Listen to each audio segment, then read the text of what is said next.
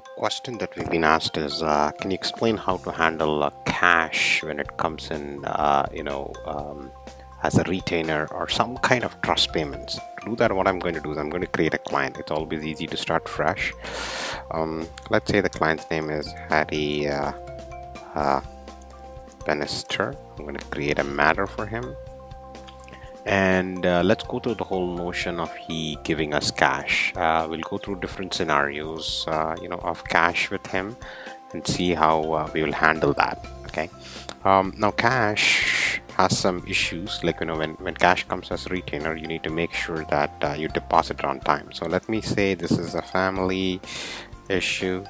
I'm going to make this as a family matter and hit the save button. So now I've created a matter, and let's say Harry brings me this cash on Friday. Okay, so we're going to go into disbursements and retainer.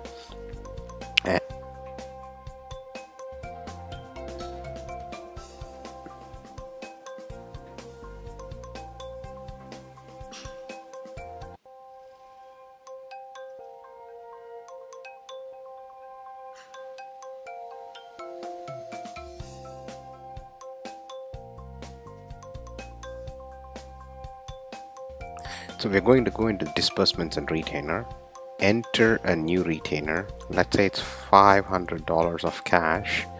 So you're going to click on the cash.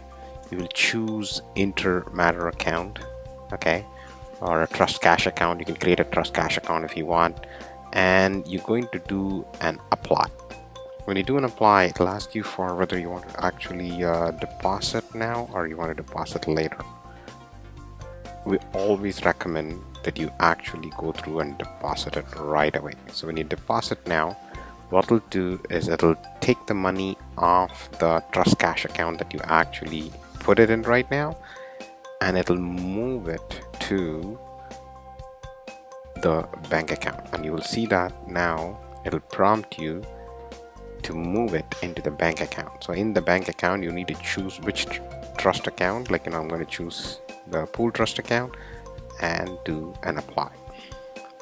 Now sometimes what can happen is the money came in on a weekend and you are not able to deposit it immediately. How do you handle that situation? So for that case, you will say add new retainer, and this time I'm going to use $300 as an example, right? And it came in as cash. Again, choose the intermatter trust account or that trust cash account that you chose, and you hit the apply now. Now obviously here you would actually choose deposit later, right?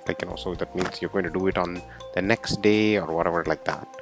Then what happens is you can click on the action button and you can say trust cash deposit, and obviously it's $300, right? In fact, even if you type a much larger amount, let's say 800 or 8,000, the software will make it 300, because that's the max that you are actually allowed to move, right? Like from cash.